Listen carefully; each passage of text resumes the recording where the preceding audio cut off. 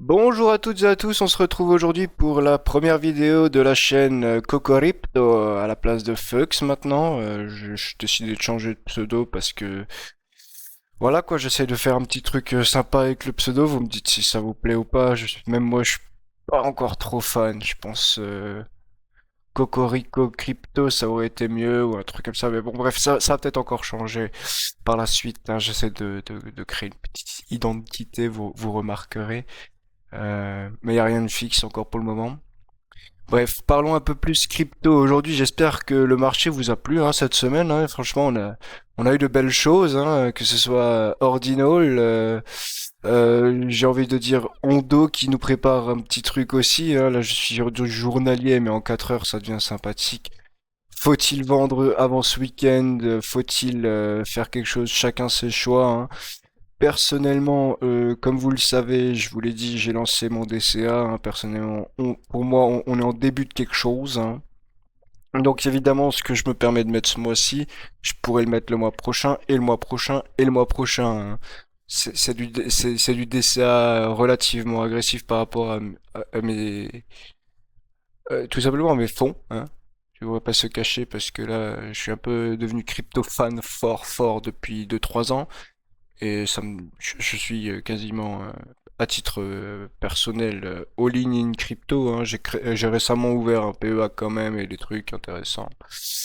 Mais bon, la bourse, c'est pas ce qui m'intéresse. Je me positionne depuis longtemps sur des choses un peu risquées. Ça m'a jamais dérangé. Personnellement, je suis prêt à perdre longtemps pour gagner dans longtemps. C'est ma stratégie. Et voilà, à condition de trouver des bons projets satisfaisants quand même, parce que là, je pense avoir le mojo début d'année. Je pense avoir lancé mes trucs sur les DC, enfin mes DCA aussi sur les points bas, hein. Comme dit, ça fait une semaine et demie, voire 2 semaines, 3 semaines pour certains projets que j'ai commencé. Comme vous le savez, pour Ancre et tout ça, je vous l'ai partagé. Ancre, je peux pas vous le montrer là, je sais pas pourquoi il est plus dans ma liste là. Mais Ancre est sympathique. En tout cas, Ondo, très beau call de CPT, CPT Université, toute la team et tout. On partage beaucoup de choses sur le canal Patreon de CPT. Si jamais, petite pub encore pour le copain qui fait du super travail tous les jours, il est régulier. Moi, je peux pas me permettre ça, hein. J'ai des à côté qui prennent énormément de temps quand même. Et là, actuellement, il y a la période d'impôt, donc n'oubliez pas de faire vos impôts, les gars, hein. Donc tout ce que je vous dirai aussi dans cette vidéo, c'est pas des conseils en investissement, hein, c'est ce que je fais, hein, c'est mon portefeuille, hein. Là, actuellement sur Binance, j'ai plus que du Ancre, j'ai du Ancre qui est en earning, j'ai un petit 200 balles qui squatte, voilà, c'est rien de folichon, hein. Mais j'utilise les indicateurs Binance et tout ça, là, voilà, la liquidité qu'il y a sur Binance, je trouve que c'est un très bon truc pour aller voir, pour faire des analyses rapides, comme ce qu'on fait aujourd'hui, hein, tout simplement, hein. Parce que ce qui s'est passé, c'est déjà passé, hein. TIA, Atom, Link qui fait quelque chose doucement, enfin. Hondo qui s'est réveillé. Render, bon Render, moi j'ai pas une très grosse position, je suis pas un maxi Render, mais il faut dire qu'il fait quelque chose en ce moment. Voilà. Nier, j'aime bien. Nier, j'aime bien, mais Nier, ouais, il fait quelque chose, hein. Il se maintient, en tout cas. Lui, il latéralise fort depuis le 6. Ouais. Lui, en tout cas, il a pas décidé de descendre tout de suite, hein. Après, est-ce qu'il va corriger maintenant, là? Est-ce qu'il y a un petit cross-bear qui peut se faire? Oui, possible, hein, comme il peut aussi casser à la hausse, hein. Nier, c'est une grosse capitalisation, comme on sait, hein. C'est un gros projet. C'est un beau bébé. XRP, bon, je vais pas revenir dessus, hein, tout le monde le fait celui-là, hein. Mais ouais, prépare peut-être quelque chose, on sait pas, on sait rien de toute façon. Mais bon, voilà. Euh, Récemment, j'ai aussi entendu parler de XPL, je sais pas ce que ça vaut, mais bon, XPL, ça vient d'arriver, c'est un projet super risqué, mais c'est le stablecoin de... Enfin, c'est un truc qui est backé par l'USDT. Du coup, ouais, voilà, ça c'est l'XPL. XPL, ça c'est un truc dont j'ai entendu récemment parler. Je me suis positionné, j'ai mis une petite dizaine d'euros dessus personnellement, histoire de voir ce que ça rapporte. Bah là j'ai commencé à acheter cette semaine, hein, donc enfin, précisément aujourd'hui, hein. Voilà, c'est pour ça que je vous en parle. Je vous colle la fourchette. Mais j'essaye un petit truc sur XPL là cette semaine. Enfin cette semaine, ce mois-ci, vous savez, mois-ci, hein, on verra ce que ça dit, mais j'en attends des bonnes news. Nervous Network aussi, on peut aller voir CKB, CKB Baby. Ça fait très longtemps. Mais lui, il a fait un petit quelque chose quand même. Là, j'étais sur mon PC à ce moment-là, j'ai fait, qu'est-ce qui se passe? J'ai pas compris. Mais du coup, j'en ai pas profité parce que ça m'a plus ébahi qu'autre chose. Mais oui, il s'est passé quelque chose de sympathique, hein. En tout cas, ce genre de signal ne reste, reste rarement neutre, hein. Moi, quand je dézoome, là, je vois un petit plus 31% aller chercher en 4 heures. Si ça passe du rouge au vert là en bas, on va aller checker ça. Attendez. Ouais, il se passe quelque chose là. Ouais. Ok. Ouais, CKB, ouais. CKB baby. Préparation de quelque chose ou pas? On verra. Mais en tout cas, de toute façon, sur celui-là, je pense que tout le monde est positionné un petit peu, hein, à minima. Enfin, tous ceux qui sont probablement dans mes abonnés. D'ailleurs, je vais vous remercier au passage, hein. Déjà Maguiar, hein, qu'on se croise à tous les lives CPT, on discute, c'est cool. Jacques Flamand, merci aussi, hein. Laurent 158, Zoro 92, Ludovic, non, Ludovis de Vaux, merci à toi. Révis 38, Steph Suisse, Magma 3, vous êtes géniaux, hein, juste, vous êtes vraiment les premiers abonnés. Je remercierai les autres aussi, hein. Vous êtes, on est 340 là déjà.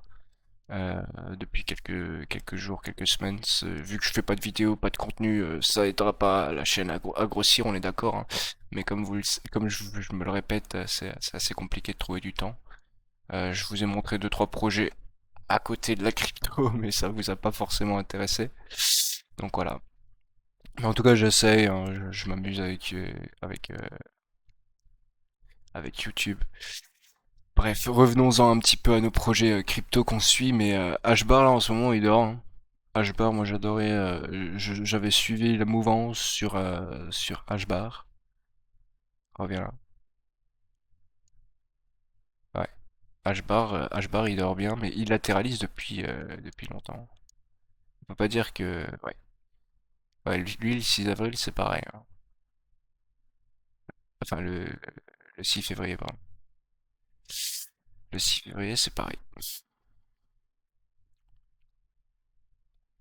Ouais, je crois qu'on a fait le tour, hein. Tao, ouais, Tao, avec les news récentes, on verra, hein. Moi, je reste sur le pont de toute façon.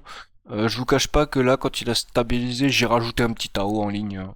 Personnellement, quand il passe en dessous des 200 euros, je parle, hein.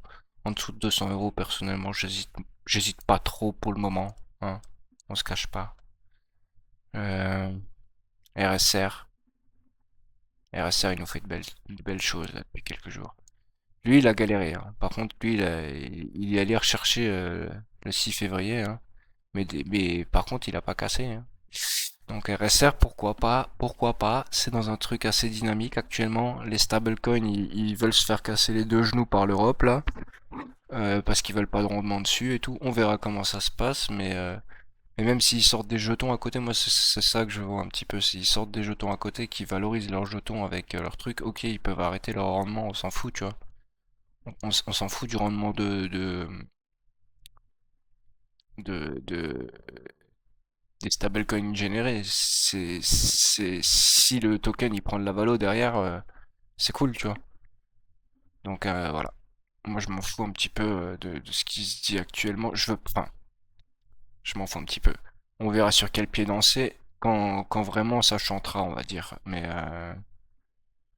là pour le moment ils sont en train de faire des pourparlers à droite à gauche. C'est juste créer de l'incertitude. Pour moi actuellement on est dans une immense zone de recharge depuis le depuis le 6 février, quoi qu'on en dise, pour moi ça a été déjà le déclencheur. Évidemment, fallait pas acheter tout de suite, hein. Fallait être là le 6 février. Ceux qui ont acheté le 6 février, vous avez pu profiter des rebonds de tous les tokens qui ont fait ça, tu vois. Mais, euh, mais dans l'idée, si vous êtes par exemple sur RSR depuis le 6 février, vous n'êtes pas trop amusé, quoi. Sauf si vous avez shorté jour one, quoi. Genre, vous avez acheté genre là, et vous avez revendu là, et vous avez profité de toute la baisse, tu vois. Là, vous vous êtes amusé. Ceux qui ont fait ça, GG. Mais sinon, ceux qui font un peu de palier comme moi, moi je vous cache pas, j'étais présent, hein. Donc, acheter dans ces eaux-là un petit peu de plusieurs tokens quand il y avait des crashs dans cette zone-là. Donc j'ai pu profiter tout de suite de deux trois trucs ces derniers temps. Mais c'est à mes risques et périls, hein. Comme dit, je suis le marché comme un attardé depuis plus de 3 ans maintenant, 4 ans. Je comprenais rien au début, ça fait 2 ans où je peux dire vraiment j'ai du mojo et du background, quoi, hein. Surtout je me suis formé. D'ailleurs merci encore au CPT Gang et à tout le monde. Les partages qu'on se fait, c'est de ça que ça part, hein, toute cette chaîne, hein. Donc voilà. Link que je vous avais call en valeur défensive depuis le 6 février quand même, hein. Pour tous ceux qui voulaient juste garder leur thune, hein, vous achetez là quelque part, vous avez pas vu beaucoup de décollage, vous avez pas vu beaucoup de baisse, quoi, hein.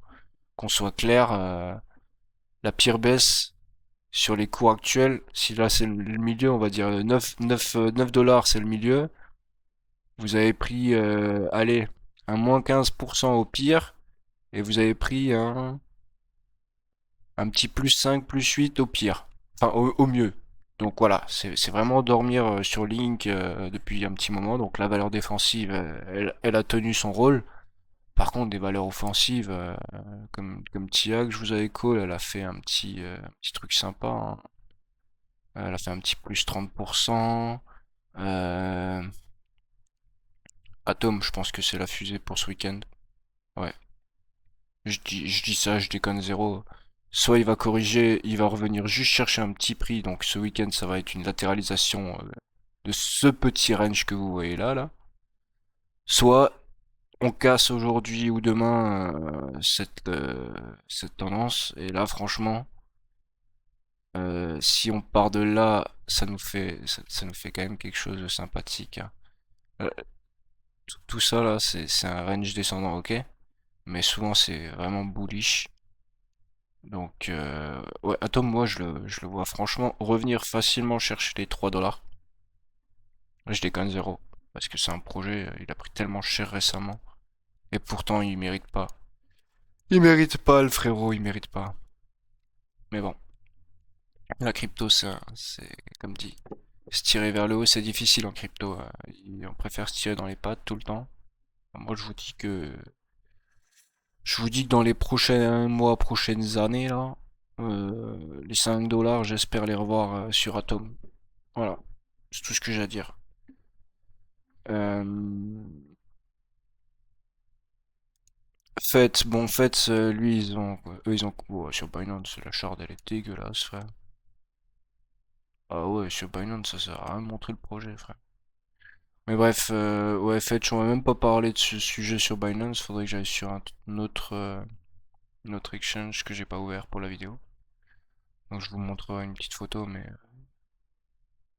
Fetch, c'est pas ça, hein. Fetch, ça c'est depuis que ça a cassé, là. Depuis qu'ils sont devenus Asie, ouais. Enfin, qu'ils ont essayé de devenir Asie. Mais ouais. En fait, c'était pas ça. C'est 0,21, il y avait déjà du 0,21 à l'époque. On a pu profiter de très belles performances sur Fed, ceux qui étaient là en 2021-2022. Ordi, j'en ai parlé. Ouais, voilà, de toute façon, on va faire du simple, hein. Du simple pour cette petite vidéo analyse des valeurs que je suis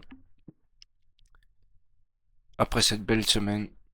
En tout cas, je vous remercie d'avoir regardé la vidéo. J'espère que la sélection vous plaît. Euh, Je veux pas faire des trucs trop poussés parce que ça sert à rien. Les gens, quand on achète et qu'on n'est pas dans la finance, on fait pas des grosses théories, des gros trucs au début. Donc pour le moment, parce qu'actuellement je pense que c'est encore des bons prix pour entrer sur un marché, euh, je me permets de vous présenter les lignes. Par contre, évidemment, ça veut risque et péril. Bien sûr qu'on peut descendre et franchement, vu que j'ai vendu un petit 5-10% de mon bag récemment, personnellement, je suis dans la team. Si ça descend, je rachète pour moins cher. Et si ça monte, je suis encore largement embarqué, je suis content, tu vois. De toute façon, donc personnellement, je suis de la team. Tant que ça bouge, il y a de l'espoir, tu vois. Euh, voilà, c'est tout ce que j'ai à dire. Donc, tant que ça bouge, il y a de l'espoir. Moi, je serai sur le pont comme un capitaine, quoi, hein. Si ça descend dans les tréfonds, on sera là. Si ça remonte dans les plus hautes sphères, dans les plus hautes instances, on sera aussi là. Donc, je te remercie encore une fois d'avoir regardé la vidéo. J'aurais pas été très concis, euh, mais les valeurs que je propose en tout cas, c'est du travail depuis 3-4 ans que je suis, où j'ai des convictions. Euh, voilà, on l'espère. Bonne journée à toi et bon week-end. Ce week-end, ça risque de swinguer.